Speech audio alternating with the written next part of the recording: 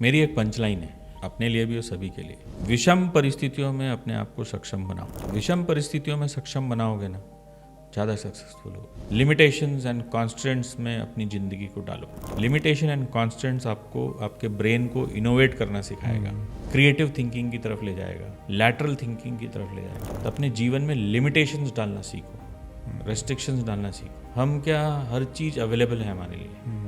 Available होने के बावजूद भी उसको अगर हम अवॉइड करें और फिर मैनेज करें तो फिर हम सब कुछ कर सकते हैं। तो वो जो एक थॉट प्रोसेस है वो लाना पड़ेगा, जहाँ पर कॉन्स्टेंट्स एंड लिमिटेशंस में जो होते हैं ना, वही इनोवेटर्स होते हैं और वही यूनिकॉर्न्स बनते हैं और स्टार्टअप्स खड़ा करते हैं। जिसने कॉन्स्टेंट्स एंड लिमिटेशंस में काम ही नहीं किया वो कुछ नहीं कर सकता। हमारे पापा बोलते थे ना कि बच्चों को अभाव दिखाना बहुत ज़रूरी है।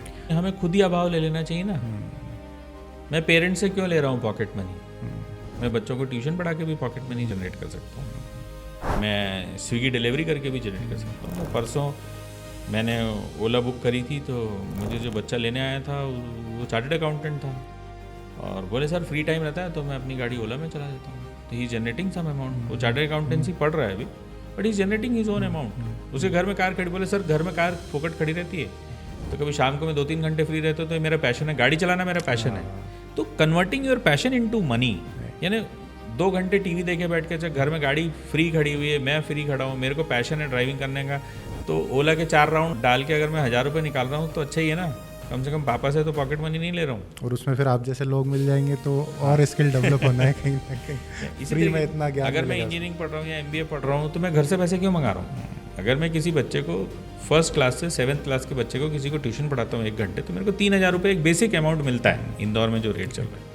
अगर मैं 5 बच्चों को 2 घंटे या 3 घंटे में ग्रुप कोचिंग दूँ, अगर मैं चलो एक ही बच्चे को 1 घंटे पढ़ाऊँ, 2 बच्चे को 3 घंटे, अगर मैं दिन के 3 बच्चे पढ़ाऊँ तो 9000 रुपये में इकट्ठे कर रहा हूँ ना। तो अगर मैं घर से 20000 रुपये मंगा रहा हूँ तो मुझे 11000 की मंगाने की जरूरत पड़ेगी ना। तो मैं घर में कॉन्ट्रीब्यूशन दे रहा हूँ ना 9000 का। Understand this, contributing back to family and making them economically stable is very important। और जब हम ये करना सीख जाएंगे ना तो हम मैनेजिंग फिनेंस सीख जाएंगे।